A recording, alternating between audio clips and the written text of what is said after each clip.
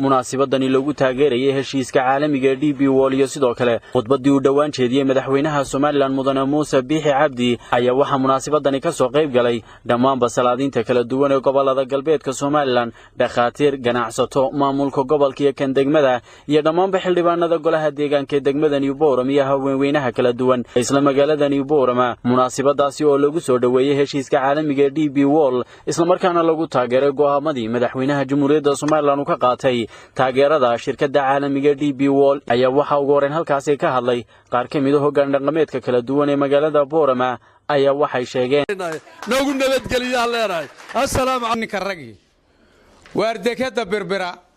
cidda inagu xagxaganaysa ma ogolina waka dareenka iyagu marmarna hadal qaada dekadaha yaryar sida lugayo kale waxaan leeyahay maanta dalku dagaal uma baahna dalku nabadgeliyo u baahan yahay way arrinka dekadu waa horumar waa shaqo abuur waa horumarka aad iyo aad baan u soo dhaweynaa arrinka waan taageersanahay dawladda Soomaaliland iyo heshiiska ay la gashay shirkadda DP World iyo cidda kale soo raacdaba aad iyo aad baan u taageersanahay waan soo dhaweynaynaa DP World Soomaaliland iyo Itoobiya heshiiska ay galeen aad iyo aad baan ugu hambalyeeynaa waxa kale oo ku daraynaa sida hortayba la yiri dekadaha Soomaaliland way u baahnaayeen waxaan taageeraynaa aad iyo aad horumarka Soomaaliland aad baan u taageeraynaa cid kastoo ka hor timaadana waxaan leenahay wixii kaaga baylahaaga annaga nagu mashquulinay baylahaaga qabso cidii dekada berbera ee sadex gesodka saxiixii sadex gesodka ahaa ee Jamhuuriyadda Soomaaliland lagu haystay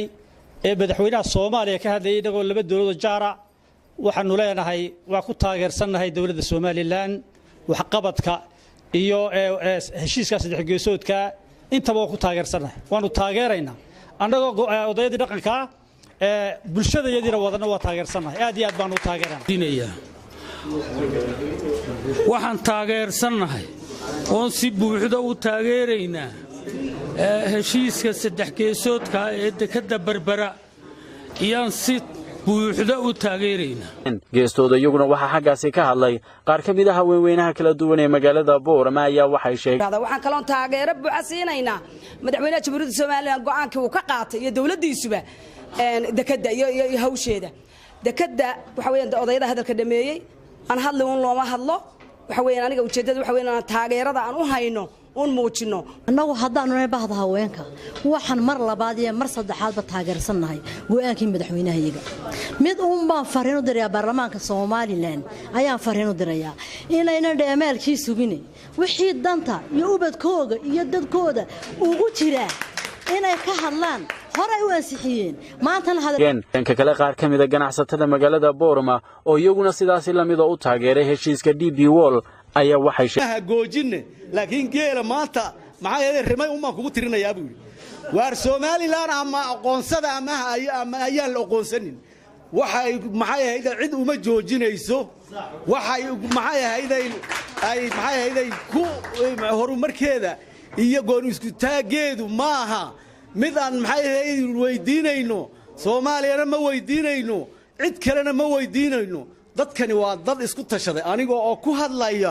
afkii ganacsatada dad ganacsatadu waxa weeyaan ugu dambeynna maayirka degmada Boorama iyo sidoo kale barasaabka gobolka Awdal oo si isku mid ah u soo dhaweeyay heshiiskaasi ayaa waxay sheegeen iyo heshiiska ay la galeen Dubai iyo Itoobiya iyo Soomaaliland waan taageersanahay haddii aan ku hadlayno dadkina soo doortay ee degmada Boorama afkoogii run ahaantii waa guul u soo hoyatay heshiiskaas